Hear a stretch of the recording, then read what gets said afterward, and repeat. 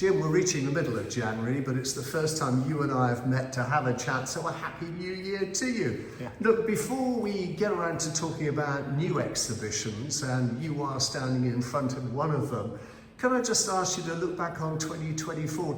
Despite the fact you didn't have the upper gallery, we've got roof repairs going on. What sort of a year was it down here? We had a really good year, and a happy new year to you as well, Richard. Yeah, it's been a bumpy year. We've had some really good exhibitions and lots of really encouraging, positive sort of comments from visitors. Yeah, it's been a real success. We started with, well, very early on we had the British Surrealism exhibition, which I thought was really good. But the Ladybird exhibition, the one on Ladybird artists, went down well with the kids as well. Absolutely, yeah. We had Coco the Caravan, and yeah, it appealed to all ages, and yeah, it was fantastic support, loads of visitors, really happy visitors, and lots of sort of memories and nostalgia as well, which was really good. Yeah. Well, the Bath Society of Artists have just finished clearing out the main gallery. You're setting up a big exhibition in there. I'm a bit early for that one, but that is a couple of guys who were busy caricaturing Georgian Bath, am I right? That's right, yes. Yeah, Thomas Rowlandson and John Nixon. Rowlandson was one of the biggest satirists of the day. You know, this was a golden age of satire 200 years ago. The private eye of Georgian Absolutely, society. yeah. Holding people up to account, absolutely. And John Nixon was an interesting character because he was an amateur artist. He was a professional merchant. You know, he was a successful businessman. But he went on jollies with all the other satirists. He knew them all. He was, you know, a gregarious chap. You know, he knew everyone in London, the great and the good, all the satirists, all the actors, the musicians. So he had his finger on the pulse, and he just sort of went around doing observational comedy, really, doing little sketches. We'll talk about Next Door Nearer at the time, but I'm really pleased to see that Perry Harris is finally getting an exhibition, and in many ways they are linked across the years. Absolutely, yeah. I mean, Perry is the perfect foil to the two artists I mentioned, Rowlandson and Nixon.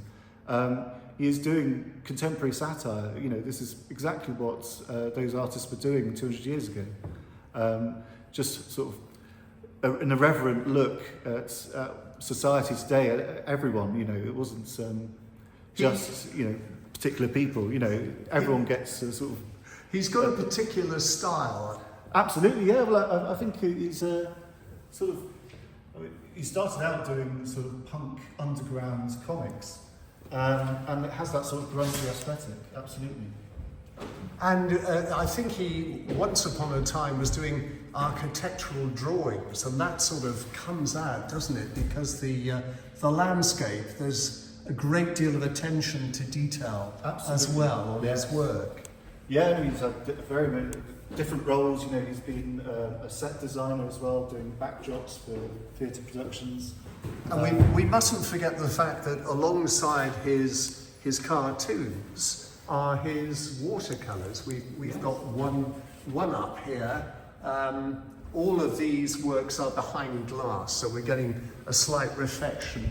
We're getting ready to open the shop here, but I'm going over here, Jim, to look at a few more of Perry's watercolours.